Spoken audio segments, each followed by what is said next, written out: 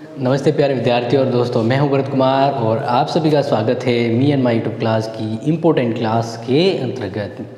आज हम बात करने वाले हैं बीए थर्ड ईयर के लिए पेपर फर्स्ट में ये लास्ट टॉपिक है। इसके बाद पेपर 2 स्टार्ट होगा और ये बाकी के लिए भी ज़रूरी है, जैसे कि अपने 12th में बात करें या एमए के लिए है कि निशस्त्रीकरण क्या है, किस तरह से हो रहा है और निशस्त्रीकरण को समाप्त करने के लिए यानी शस्त्रों की होड़ को समाप्त करने के लिए क्या क्या प्रयास किए गए हैं।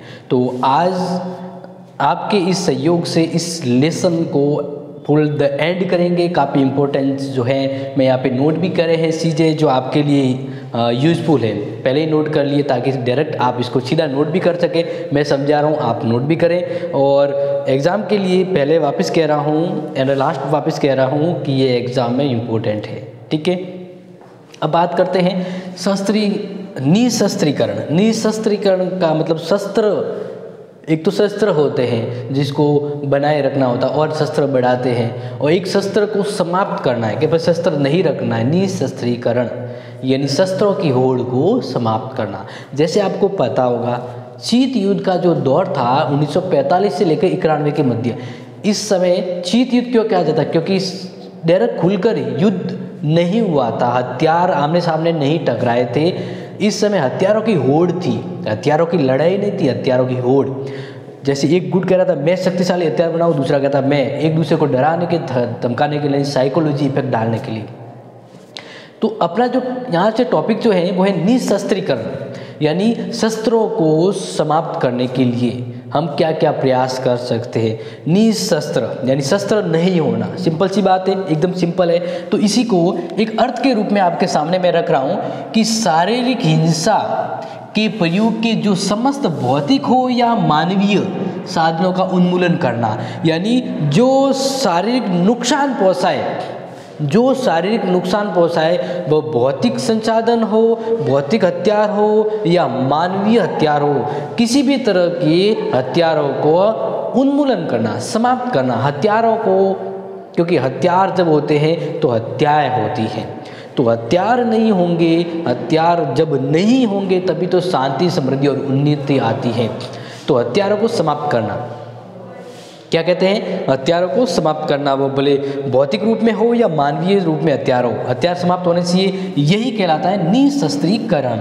अब बात करते हैं कि निशस्त्रीकरण का गुणात्मक मतलब क्या होता है। निशस्त्रीकरण का गुणात्मक निशस्त्रीकरण, तो गुणात्मक मतलब है कि उसके गुण से हम बात करें। जैसे निशस्त्रीकरण को 1-2-3 अर्थ में और भी बात करते हैं, लेकिन हम यहाँ पे बात करेंगे कि विशेष प्रकार के शस्त्र होते हैं ना, उसको कटौती करना, उसकी कमी करना, जैसे कि ये ब्रिटेन में 1932 में हुआ था।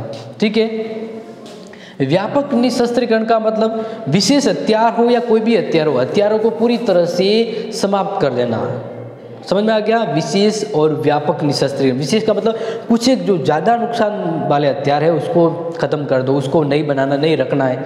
लेकिन व्यापक के मतलब सभी तरह के, वो मानवीय रूप में हो या भौतिक रूप में या कैसे भी हो, सभी का समाप्त करना। ओके, अनिवार्य निशस्त्रीकरण का मतलब होता है कि जैसे जो विजेता राष्ट्र जो युद्ध जीत गया उसके बाद वो हथियार नहीं रखेगा, ये अनिवार्य कर दिया कि जो जीत गया वो हथियार नहीं रखेगा, हथियार पूरी तरह समाप्त कर दिए जाएंगे। ये हो गया अनिवार्य निशस्त्रीकरण, यानी हथियार नहीं रखना। ऐच्छिक, अपनी इच्छा पे कि उसे हथियार रखना है या नहीं रखना है। ओके, अब बात आती है ऐच्छिक की, क्योंकि ऐच्छिक जैसे भारत की बात करें तो भारत के लिए ये नीति थी, भारत ने परमाणु हथियार के बारे में नीति अपनाई थी कि आप लोगों ने हथियार बना दी और हमें हथियार बनाने से रोक रहे हैं। तो इस तरह से ये ऐच्छिक निशस्त्रीकरण होता है कि वो अपनी इच्छा से हथियारों को कम करना चाहता है या नहीं। अब बात करते हैं निशस्त्रीकरण की जरूरत क्यों होती है। एग्जाम में प्रश्न ये आ सकता है, डेफिनेटली आ सकता है। निशस्त्रीकरण की जरूरत क्यों होती है, हथियारों को कम करने की जरूरत क्यों है, क्यों हथियारों को समाप्त करना चाहिए, उन्मूलन करना चाहिए। जो इम्पोर्टेंट पॉइंट है वो आपके आंसर है, बिल्कुल। तो हर एक को एक समझ लीजिएगा। शस्त्रीकरण, देखिए शस्त्रीकरण से युद्ध की संभावना होती है, और जब युद्ध होता है तो किसी का भला नहीं होता है। तो शस्त्र होंगे, शस्त्रों की होड़ होगी, शस्त्रों का मेला होगा तो लड़ाई भी होगी, लड़ाई भी होगी। यानी अगर कोई चीज़ बन रही है तो उसका समापन तो भी होगा। अब जैसे हथियार बने हैं तो हथियार कैसे समाप्त होंगे? लड़ाई झगड़े युद्ध तो इस तरह से जितने हथियार उतनी लड़ाई, जितने शस्त्र उतनी लड़ाई। एक तो ये होता है, ठीक है ना, यानी शस्त्रीकरण। निशस्त्रीकरण क्यों करना चाहिए? क्योंकि युद्ध को रोकना है। दूसरा, शस्त्रीकरण से अंतर्राष्ट्रीय तनाव उत्पन्न होता है। जैसे शीत युद्ध का यही तो तनाव था। शीत युद्ध में अमेरिका कह रहा था रूस ज़्यादा हथियार खतरनाक बना रहा है तो हमें हथियार ज़्यादा करने चाहिए वरना हम हार जाएंगे। अमेरिका रूस ये मान रहा था कि अमेरिका ज़्यादा हथियार बना रहा है, खतरनाक हथियार बना रहा है, तो अगर रूस कह रहा है कि मैंने नहीं बनाया तो अमेरिका मेरे ऊपर हावी हो जाएगा। इस तरह से अंतर्राष्ट्रीय स्तर पर इस शस्त्रीकरण से क्या होता है? तनाव उत्पन्न होता है और तनाव से अच्छे बीमार हो जाते हैं, मतलब हर चीज़ अव्यवस्था हो जाती है। तो ये एक ऐसी व्यवस्था है जो बनी बनाई व्यवस्था को खराब कर देती है। यानी शस्त्र से तनाव उत्पन्न होता है। क्या होता है? तनाव। तीसरा पॉइंट है, शस्त्रीकरण से असीमित व्यय होता है। जैसे सोवियत संघ का विघटन क्यों हुआ था? क्योंकि इसने इस शीत युद्ध के दौर में हथियारों के ऊपर ध्यान दिया कि मुझे ज़्यादा से ज़्यादा हथियार बनाने हैं और मेरे सामने वाली टीम को झुकाना है। तो इसलिए इसने हथियारों पर काफ़ी पैसे खर्च कर दिए, जबकि पीछे जो लोक प्रशासन था, लोक कल्याणकारी योजनाओं को जो पैसा लगाना था, जो लोगों के लिए घर बार वगैरह या कहीं ना कहीं पैसे की जरूरत होती थी, वहाँ पे पैसा खर्च नहीं हुआ, सब पैसा हथियारों पे लगाया।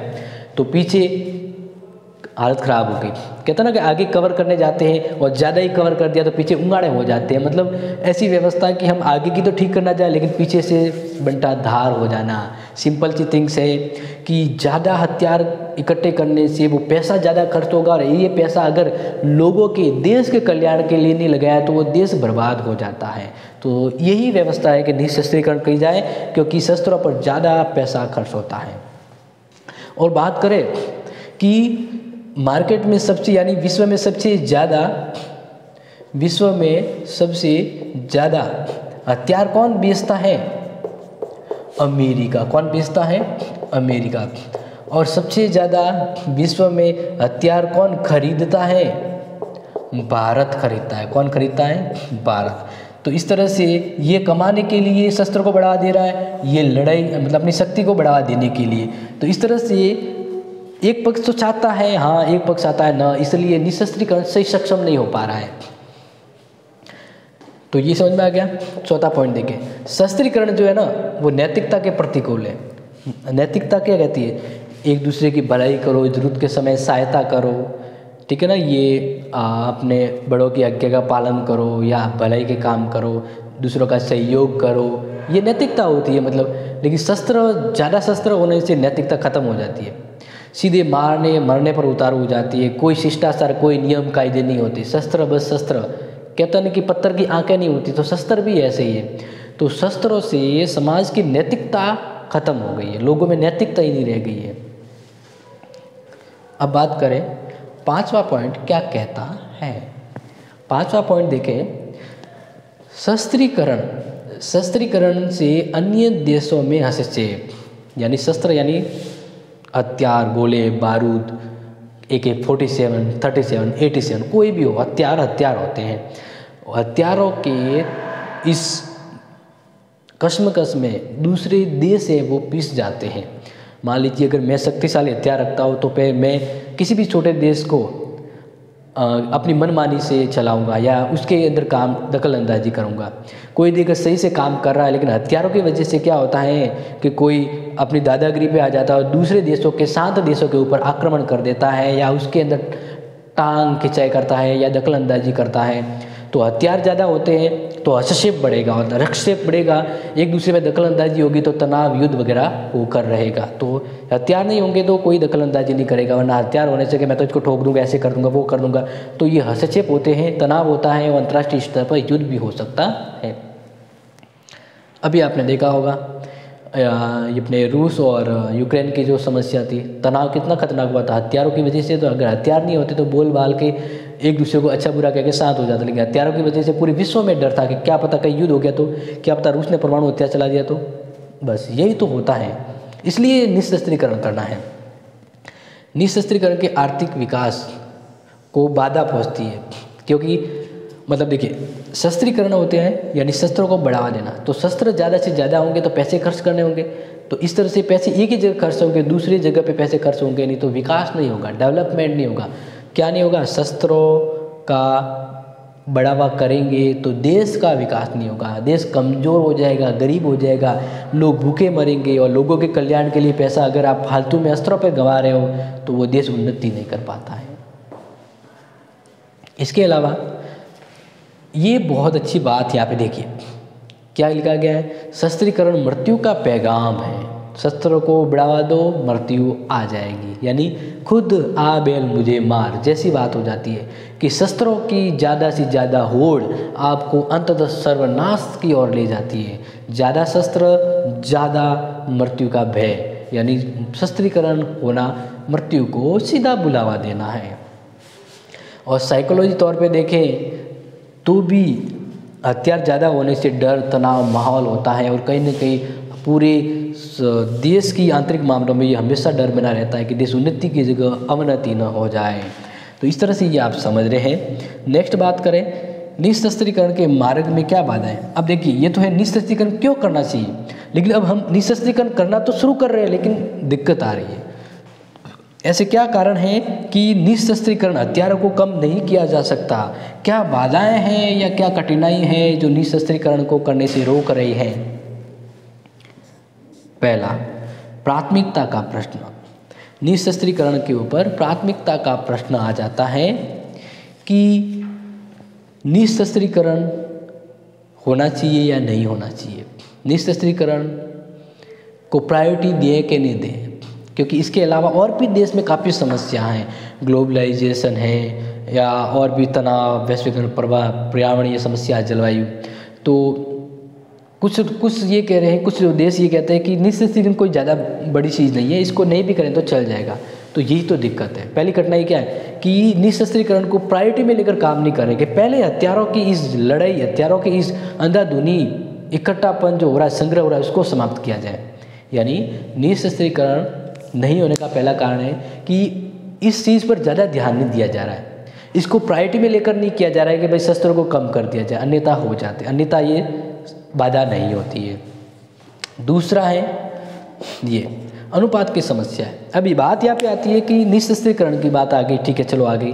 अब किसी देश को कितने हथियार कम करने, कितने % में करने, कौन से हथियार कम करने, किस हथियार को नहीं बनाना है, इस तरह से अनुपात की समस्या है कि कितने % हथियार किसी को रखना है, कितने % हथियार समाप्त करने हैं, कौन से हथियार कितने % होने चाहिए, कितना अनुपात में हथियार कोई देश रखेगा।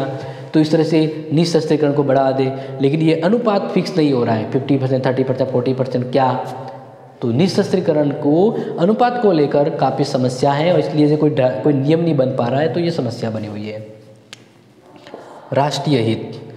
अब देखिए कोई देश कह रहा है मेरा इससे फ़ायदा हो रहा है, जैसे अमेरिका कह रहा है शस्त्रों को बनाने से मुझे फ़ायदा है क्योंकि मेरा मार्केट है।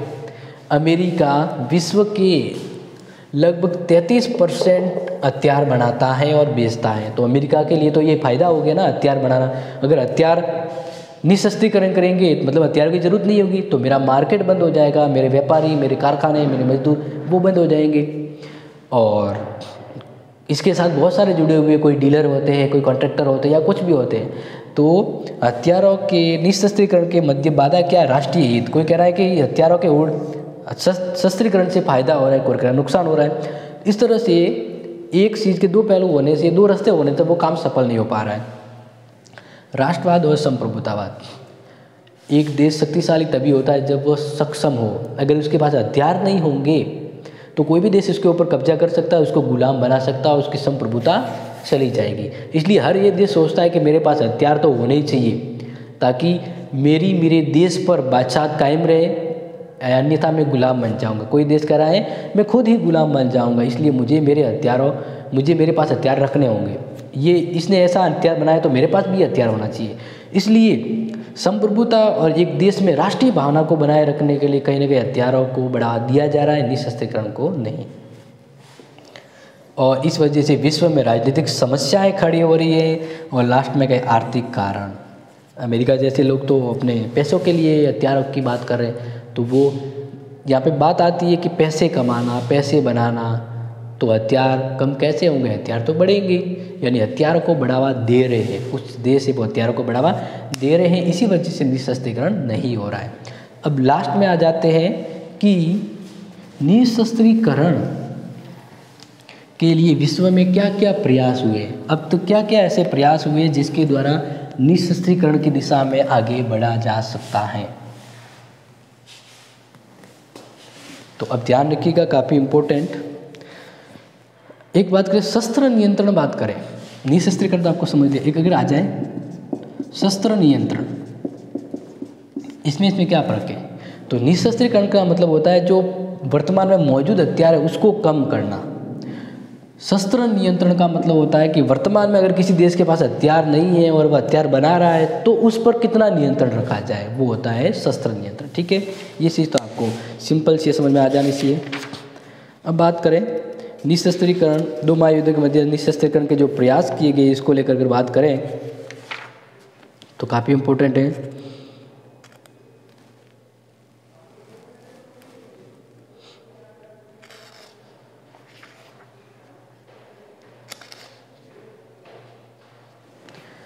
पहली बात आती है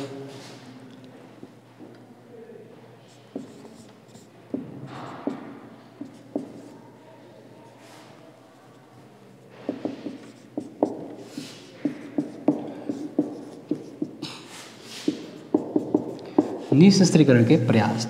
पहला 1963 के अंतर्गत आणविक परीक्षण प्रतिबंध संधि।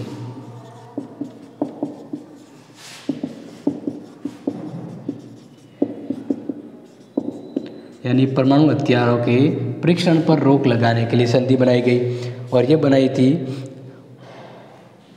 1963 में बनाई गई थी। ठीक है, ये तो सीधा सा लिख लिया है। इसके अलावा और संधि की बात करें जो आपके एग्जाम के हिसाब से है, वह है बाह्य आकाश संधि।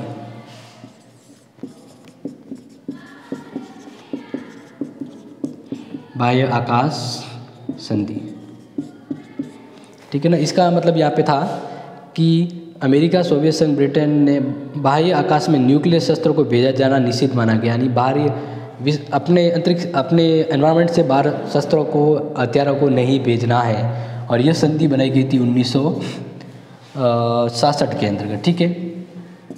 तीसरी, निशस्त्रीकरण के लिए प्रयास किया गया अणु प्रसार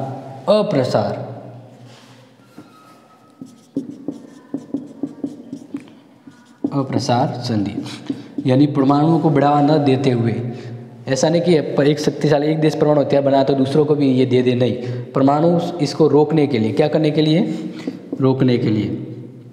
तो ये 1967 में हुई थी, 67-68। ठीक है, इस तरह से आप ध्यान रखिएगा। और ज़्यादातर इसको 68 याद रखते हैं। यानी जैसे बड़े बड़े देशों ने परमाणु हथियार बना दिए, इसके बाद दूसरों पर रोक लगा दी कि भाई कोई परमाणु हथियार का न तो प्रयोग करेगा न परमाणु हथियारों को बढ़ावा देगा। लेकिन भारत ने इस पर हस्ताक्षर नहीं किए थे। इस पर क्यों? क्योंकि भेदभाव थी, भारत के पास परमाणु हथियार नहीं थे। ये तो एक गलत बात हो गई ना कि दूसरे देशों के पास तो हथियार है, अब उन्होंने अपनी ताकत बना ली, फिर कह रहे कि अब कोई हथियार नहीं बनाएगा। तो इसलिए भारत ने इसको सही नहीं माना। इसके अलावा न्यूक्लियर मुक्त समुद्र तल संधि, न्यूक्लियर मुक्त समुद्र संधि। यानी समुद्र को न्यूक्लियर से मुक्त रखना है कि कोई भी देश समुद्र के अंदर न्यूक्लियर टेस्टिंग नहीं करेगा। न्यूक्लियर को बढ़ावा देने के लिए जो हथियारों के लिए टेस्टिंग होती है वह समुद्र में इस तरह के प्रयोग नहीं करेगा। और ये संधि हुई थी 1971 में। इसके अलावा सॉल्ट II समझौता, पांचवा देखें,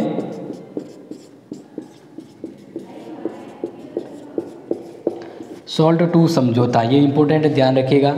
और ये हुआ था 1979 से हुआ था। ठीक है ना। तो इसके अंदर क्या रखा कि अमेरिका, सोवियत संघ इस समझौते पर हस्ताक्षर किए तो कहा था कि अफगानिस्तान जैसे हमलों में इस हथियारों को बढ़ावा नहीं देना है या युद्ध को लेकर, प्रस्ताव को लेकर दूरियां बनाए रखनी है। तो ये अमेरिका और सोवियत संघ के मध्य ये संधि हुई थी। इसके अलावा बात करें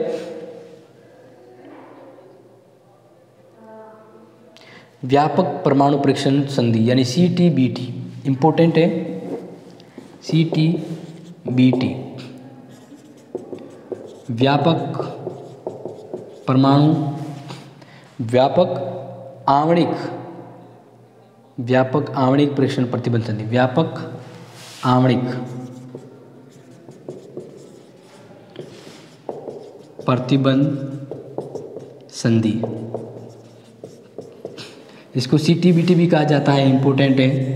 इसमें कहा गया है कि भाई आप परमाणु हथियारों को बढ़ावा देने के लिए किसी भी तरह का परीक्षण नहीं करेंगे, ठीक है ना। आणविक परीक्षण प्रतिबंध, ये यहाँ पे मैंने लिखा नहीं है, परीक्षण टेस्टिंग नहीं करेंगे परमाणु हथियारों को बढ़ावा देने के लिए या परमाणु हथियारों को बढ़ाने के लिए आप क्या करेंगे, किसी भी तरह की टेस्टिंग नहीं करेंगे। जैसे कि भारत ने परमाणु को बढ़ावा देने के लिए पोखरण में किया था परमाणु परीक्षण, इस तरह के कोई भी परमाणु परीक्षण नहीं किए जाएंगे। इस पर रोक लगाने के लिए ये संधि हुई थी और ये संधि भेदभाव भरी थी, इसलिए भारत ने इस पर साइन नहीं किए थे।